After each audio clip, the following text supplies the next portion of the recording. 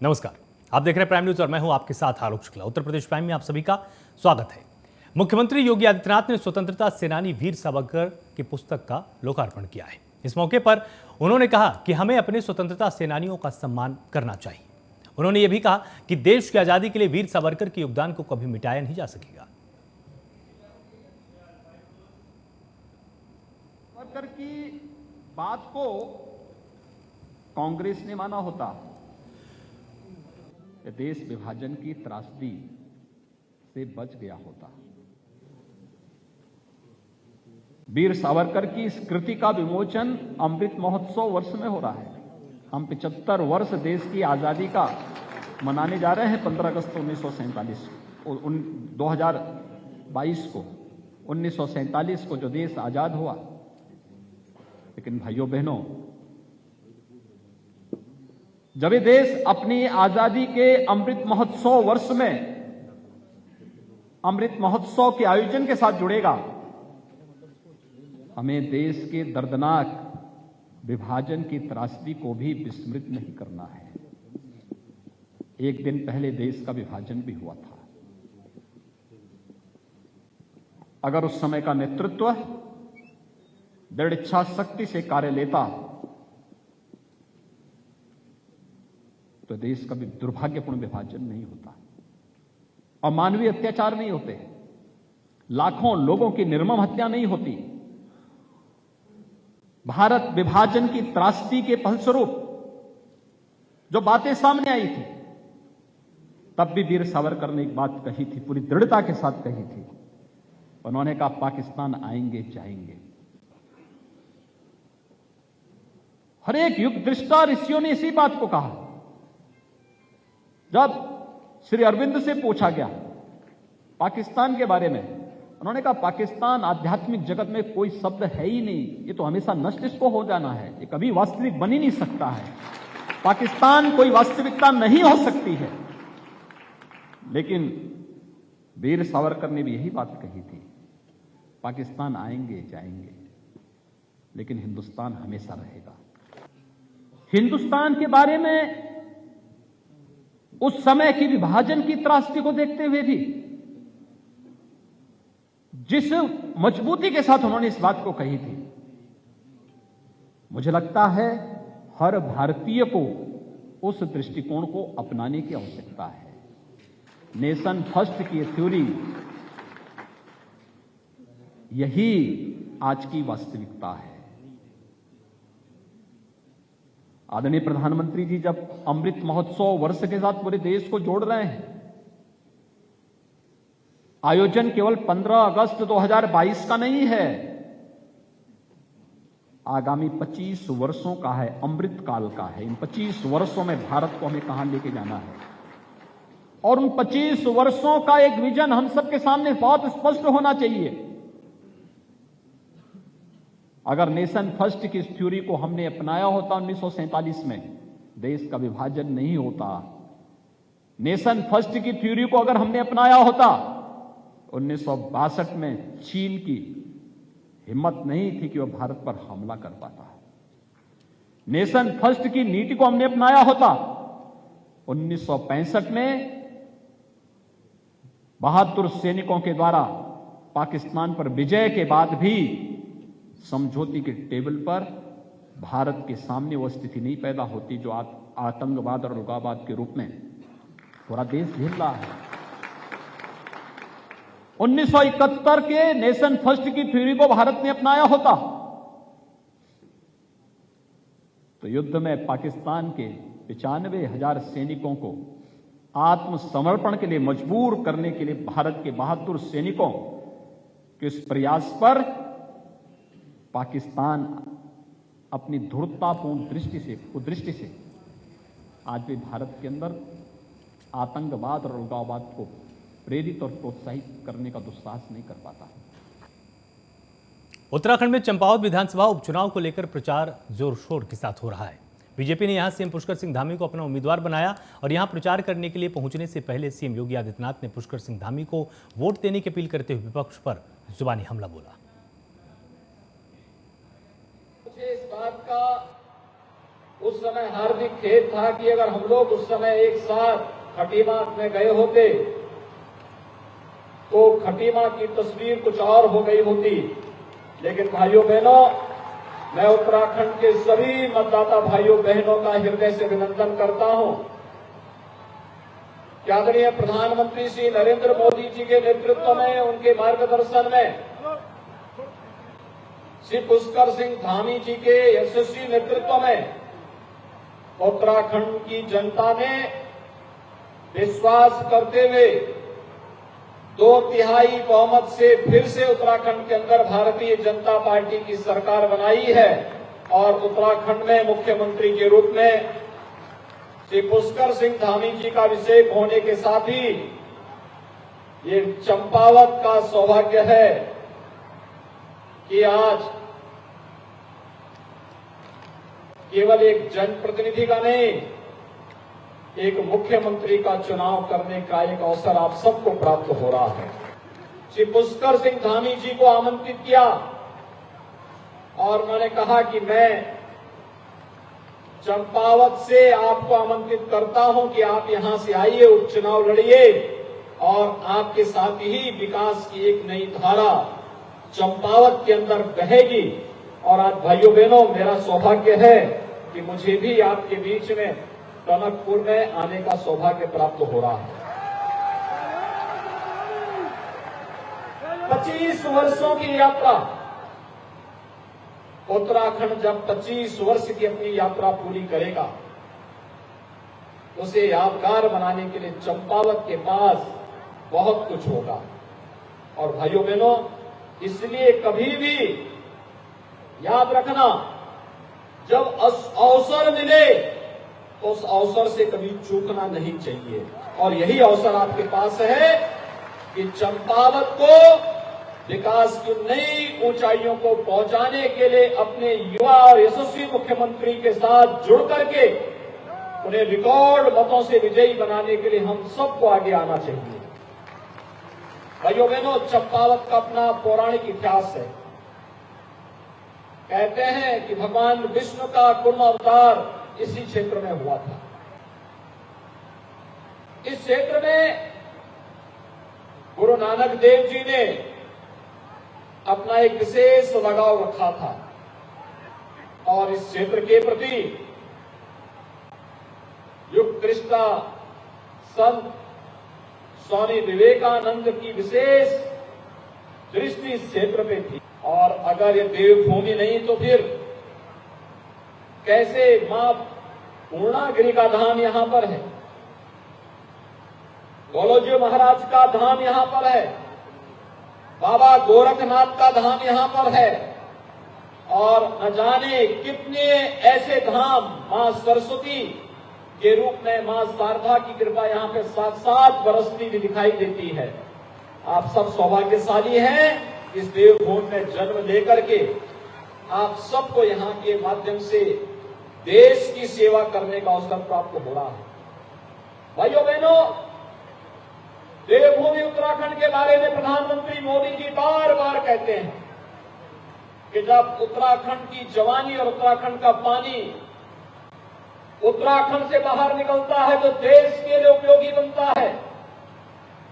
देश जवान यहां की सुरक्षा करता है। जब मां शारदा का पानी जाता है तो यहां से होकर के उत्तर प्रदेश के तमाम जनपदों को अपनी मीठे पानी से सिंचाई की सुविधा उपलब्ध करवा करके न केवल वहां के किसानों को समृद्ध करता है बल्कि अन्नदाता किसानों को समृद्ध भी करता है और साथ ही साथ देश का पेट भरने का काम भी करता है। यही तो उत्तराखंड की विशेषता है।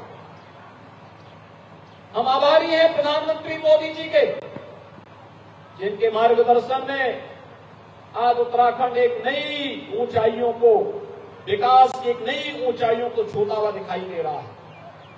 मुझे इसी महीने 3 दिन के लिए उत्तराखंड के प्रवास का सौभाग्य प्राप्त हुआ था।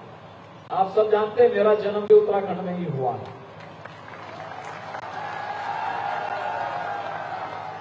और कई वर्षों के बाद मुझे अपनी जन्मभूमि में जाने का अवसर प्राप्त हुआ था। और 3 दिन का वह प्रवास मेरा बहुत अच्छा रहा। कितना रोचक था, कितना अच्छा था। विकास की ऊंचाइयों को जब मैं यहाँ बचपन में मैंने अपनी स्कूली शिक्षा उत्तराखंड में पढ़ी थी, तब सड़क नहीं थी, बिजली नहीं थी, पानी नहीं था, स्वास्थ्य की कोई सुविधा नहीं थी। और जब मैं कई वर्षों के बाद उत्तराखंड के उन गांवों में गया, वहां मुझे सड़क मिली, बिजली मिली, पानी मिला, स्वास्थ्य की सुविधा मिली। आज भाइयों बहनों, हम सब आपके बीच में आए हैं।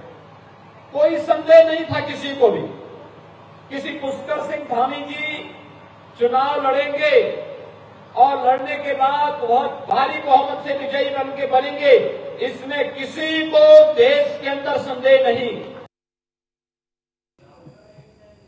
पीएम मोदी ने गांधीनगर में इफ्को कलोल में निर्मित नैनो यूरिया संयंत्र का उद्घाटन कर दिया है। इस दौरान पीएम ने कहा कि सहकारी गांव के स्वावलंबन का बहुत बड़ा माध्यम है और इसमें आत्मनिर्भर भारत की ऊर्जा है। आत्मनिर्भर भारत के निर्माण के लिए गांव का आत्मनिर्भर होना बहुत आवश्यक होता है। इस कार्यक्रम में यूपी सरकार के सहकारिता मंत्री जेपीएस राठौर ने वर्चुअली हिस्सा लिया। इसको लेकर सहकारिता मंत्री जेपीएस राठौर से प्राइम न्यूज ने खास बात की है। केंद्र सरकार हो या उत्तर प्रदेश सरकार हो, सभी का ये कहना है कि समृद्ध किसान होगा तो समृद्ध भारत होगा। उसकी तरफ एक और कदम आगे बढ़ा है। सर, ये जो नैनो यूरिया तरल है, कितना फायदेमंद होगा और ये किस हिसाब से उत्तर प्रदेश में धीरे धीरे आए, क्योंकि अभी उत्पादन तो उत्तर प्रदेश में हो नहीं पा रहा है। ऐसा है कि अभी आगे आने वाले समय में इफ्को के 2 प्लांट हैं उत्तर प्रदेश में भी, आंवला में और फूलपुर में। यहाँ पर अक्टूबर से उत्पादन इसका शुरू होने की बात चल रही है और मुझे लगता है कि निश्चित रूप से इफ्को की जिस प्रकार की कार्य पद्धति है वो समय पर ये उत्पादन शुरू करेंगे और जितनी यूरिया की आवश्यकता उत्तर प्रदेश के किसानों को है उसको पूर्ति भी करेंगे। कितना फायदा होगा किसानों को इससे? किसानों को माननीय प्रधानमंत्री जी ने सब कुछ बता ही दिया है। बहुत ज़्यादा फायदा होगा, क्योंकि इस जो सॉलिड यूरिया है उसका उपयोग कर रहे थे उससे भी ज़्यादा 8% उपज ज़्यादा और बढ़ रही है। तो यानी कि आगे आने वाले समय में, और जो वैज्ञानिकों की रिसर्च है, शोध में है कि ये 25% तक और बढ़ सकती उपज। तो अगर 8 से लेकर 25% तक उपज बढ़ सकती है तो आप सोचिए कि क्रांतिकारी परिवर्तन होने वाला है। किसानों की आय जो दोगुनी की बजाय मुझे लगता है कि आगे आने वाले समय में 3 गुनी 4 गुनी तक हो जाएगी और पता ही नहीं चलेगा। सब समृद्ध हो जाएंगे किसान। और किसान कहेगा, जैसे पहले कहा जाता था, उत्तम खेती मध्यम बान, करे चाकरी निपट निदान। तो फिर से लोग कहेंगे कि पहले किसानी करो, खेती करो, और वही सबसे अच्छा है और सबसे ज़्यादा आय का बड़ा साधन ये किसानी बनेगा। आखिरी सवाल ये है कि जब यूरिया आप लोग देते थे तो 3250 रुपये की सब्सिडी होती थी, ये 240 रुपये की बोतल है और काम उतना ही करेगी, तो केंद्र सरकार के ऊपर भी बोझ कम होगा? निश्चित रूप से वर्तमान समय में 1,60,000 रुपये की 1,60,000 करोड़ रुपए की सब्सिडी भारत सरकार को देनी पड़ती थी, और वो भी फॉरेन एक्सचेंज के रूप में। यानी विदेश से हम यूरिया मंगाते थे, खाद मंगाते थे, उस पर इतनी सब्सिडी देते थे, तो फॉरेन एक्सचेंज भी बचेगा और हमारा इतना रुपया भी बचेगा। तो दोहरा बेनिफिट है। और तीसरा बेनिफिट है जो किसानों को सुलभतापूर्वक यूरिया मिलेगी और उसका ज़्यादा से ज़्यादा फायदा भी उसको होगा। तो ये थे सहकारिता मंत्री, जिनका साफ तौर पे कहना है कि किसानों को इससे काफ़ी ज़्यादा फायदा होगा। कहीं के केंद्र सरकार पे जो बोझ पड़ता था सब्सिडी का, वो भी खत्म होगा। कैंपस हरीश राज, दिवाकर त्रिपाठी, प्राइम न्यूज, लखनऊ। सहारनपुर में मुस्लिमों के सम्मेलन में जमीयत उलमाए हिंद के अध्यक्ष मौलाना महमूद मदनी भावुक हो उठे। मदनी ने कहा, मस्जिदों के बारे में चर्चा कर जमात फैसला लेगी, फैसले के बाद कोई कदम पीछे नहीं हटेगा। हमारा जिगर जानता है कि हमारी क्या मुश्किलें हैं। हाँ, मुश्किल झेलने के लिए ताकत हौसला चाहिए होता है। हम जुल्म को बर्दाश्त कर लेंगे, दुखों को सह लेंगे, लेकिन अपने मुल्क पर आंच नहीं आने देंगे। हम हर चीज पर समझौता कर सकते हैं, अपने ईमान पर समझौता नहीं कर सकते।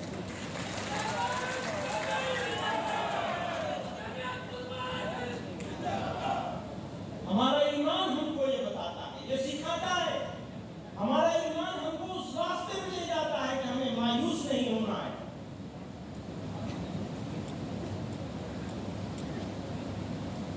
ये हमारा ईमान सिखाता है।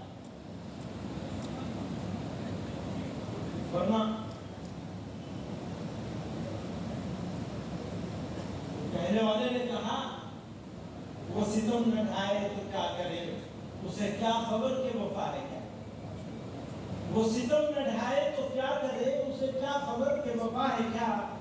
तू उसी को प्यार करे ही तो ये करीम तुझको हुआ है क्या? तू रईस शहर सितम गरा में गदाए पूछ है आशिक। तू रईस शहर सितम गरा में गदाए पूछ है आशिका। तू अमीर है तो बता मुझे, मैं गरीब हूं तो बुरा है क्या? तू जफा में मस्त है रोज शब, और कीजिएगा, तू जफा में मस्त है रोज शब।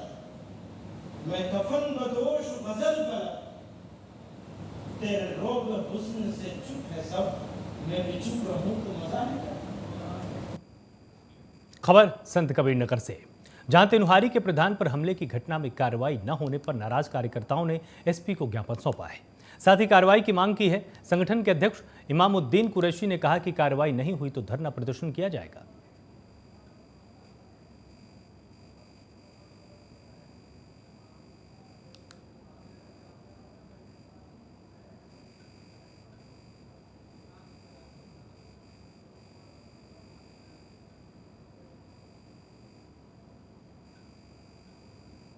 धीरज माने कल गोरखपुर से आ रहे थे, उनके ऊपर जो है कुछ चुनावी रंजिश को लेकर के प्राणघातक हमला किया गया। उसी कार्रवाई के लिए मैं एसपी ऑफिस में आया हूँ। माननीय कोतवाल साहब से भी बात किया और यहाँ एसपी साहब के वहाँ उनके प्रतिनिधि से मैंने उनको ज्ञापन दिया, पत्रक दिया। यदि अगर ये संभव नहीं हुआ, अगर जो है उन लोगों के खिलाफ कार्रवाई नहीं की गई तो निश्चित रूप से जो है ये मामला और आगे जाएगा और संगठन अपनी तरफ से कार्रवाई करेगा, जिसके लिए शासन को क्या पता चल हमलावर का हमारे जो है धीरज पांडे ने अपने एप्लीकेशन में नाम चिन्हित किया है, तो निश्चित रूप से उस पर कार्रवाई होगी। क्योंकि मैं तो अपनी तरफ से मैं अवगत किया, मैंने जो अपना यहाँ ज्ञापन दिया, धरना प्रदर्शन किया, ऐसे ये माहौल है। खबर हमीरपुर के मौदहा इलाके की है, जहां योगी सरकार की जीरो टॉलरेंस नीति को पलीता लगाने का काम प्रधान और सचिव भलीभांति कर रहे हैं। इसके चलते गरीबों के आवास आज भी कच्चे मिट्टी के बने हुए हैं और इससे गरीबों का हाल बेहाल है। आवास के गबन को लेकर गरीबों ने अधिकारियों से न्याय की गुहार लगाई है।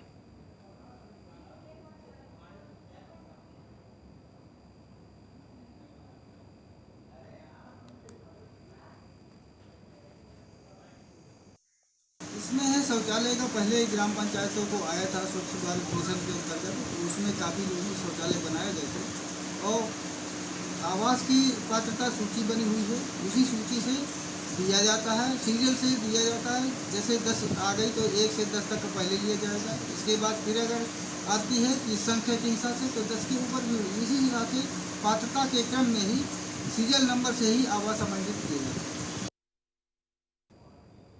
गौतम बुद्ध नगर के डीएम सुहास सिलवाई को हाईकोर्ट ने तलब कर लिया है।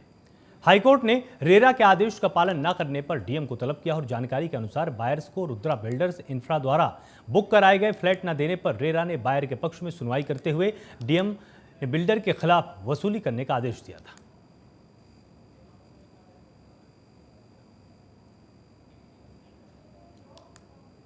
सुल्तानपुर में छेड़खानी के आरोपी युवक को तालिबानी सजा दे दी गई है। बता दें कि युवक को बांधकर उसकी जमकर पिटाई की गई और सोशल मीडिया पर युवक की पिटाई का वीडियो वायरल हो रहा है।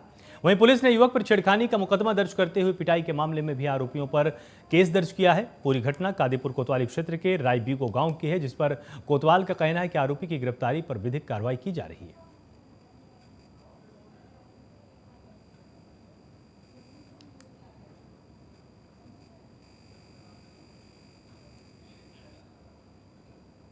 खबर मेरठ से है, जहां कुख्यात योगेश भदौड़ा और उसके 3 साथियों को दोषी मानते हुए 5 साल की सजा सुनाई गई है।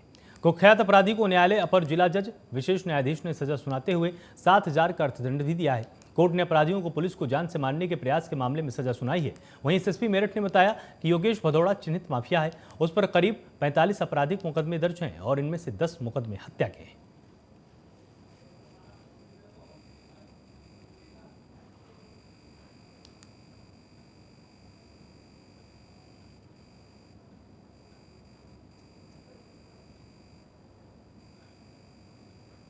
योगेश भदौड़ा यहाँ का एक बड़ा आपराधिक व्यक्ति है, माफिया भी है और वो शासन द्वारा चिन्हित माफिया भी है। उसके खिलाफ हम लोग काफ़ी दिन से उसकी पैरवी में लगे थे, जो उसके खिलाफ मुकदमे हैं। और लगभग मुझे लगता है 45 से भी ज़्यादा मुकदमे जिसमें गंभीर धाराओं के हैं, जिसमें 302 के ही 8-10 मुकदमे उसके ऊपर हैं। उसको टारगेट किया गया था, हम लोगों ने टारगेट किया था विशेष तौर से सज़ा दिलाने वाला जो काम होता है। और पिछले 9 महीनों में लगातार पैरवी की गई, जिसमें स्वयं जो योगेश भदौड़ा चिन्हित माफिया है और उसके 3 और मेंबर, उन सभी को 5-5 साल की आजीवन कारावास की सज़ा हुई है, साथ में जुर्माना भी लगाया गया है। और वो अभी सिद्धार्थनगर जेल में है। इससे एक ये चीज़ है कि एक मैसेज ज़रूर जाएगा कि अगर कोई माफियागिरी करता है या आपराधिक कृत्य में सम्मिलित रहता है तो किसी न किसी दिन उसको इसका। लखीमपुर खीरी की खैरटिया में गरीबों की जमीन पर दबंगों ने कब्जा किया है। दबंगों ने पाटीदारों की जमीन को जबरन ट्रैक्टर चलाकर जोत लिया और अब सोशल मीडिया पर दबंगों की करतूत का वीडियो वायरल हुआ है।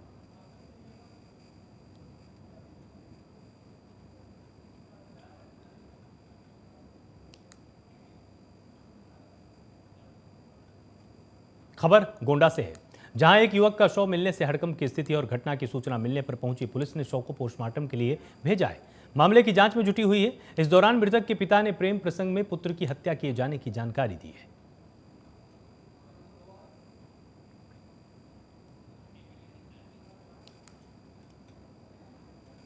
बांदा में हिमालय कंपनी के मेडिकल रिप्रेजेंटेटिव ने संदिग्ध परिस्थितियों में खुदकुशी की है। बता दें कि मेडिकल प्रतिनिधि ने अवैध तमंचे से गोली मारकर आत्महत्या की है और मिली जानकारी के अनुसार मृतक कानपुर देहात का रहने वाला है, जिसने खुदकुशी से पहले एक सुसाइड नोट भी लिखा है। वहीं घटना की सूचना पर पुलिस पहुंची, छानबीन कर रही है और मामला नगर कोतवाली थाना क्षेत्र का बताया जा रहा है।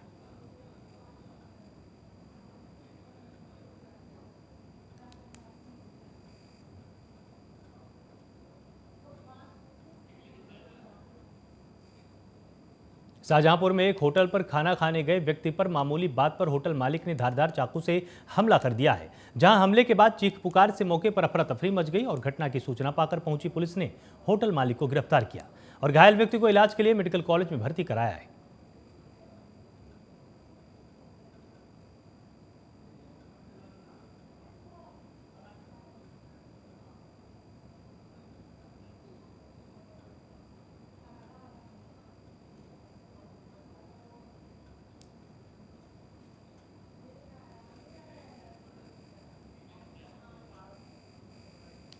ग्रेटर नोएडा के दादरी थाना क्षेत्र के अंतर्गत जीटी रोड पर खड़ी डायल 100 पीआरवी बाइक में अचानक भीषण आग लग गई। देखते ही देखते आग ने विकराल रूप ले लिया, जिसके कारण आसपास के लोगों में भगदड़ की स्थिति बन गई। मिली जानकारी के अनुसार दादरी थाना क्षेत्र के अंतर्गत डायल 100 पीआरवी बाइक पर 2 पुलिसकर्मी किसी कॉलर की शिकायत पर पूछताछ के लिए गए थे।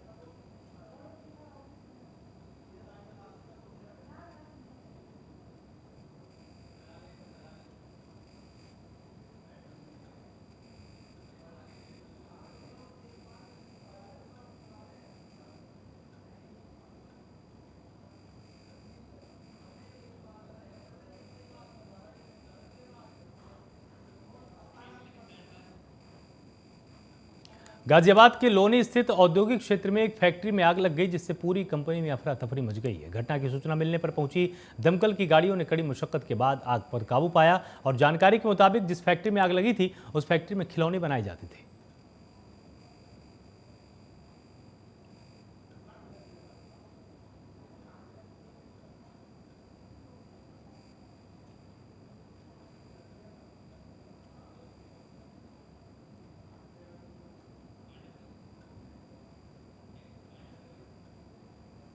उत्तर प्रदेश प्राइम में फिलहाल इतना ही। आप लगातार जुड़े रहिए प्राइम न्यूज के साथ। नमस्कार।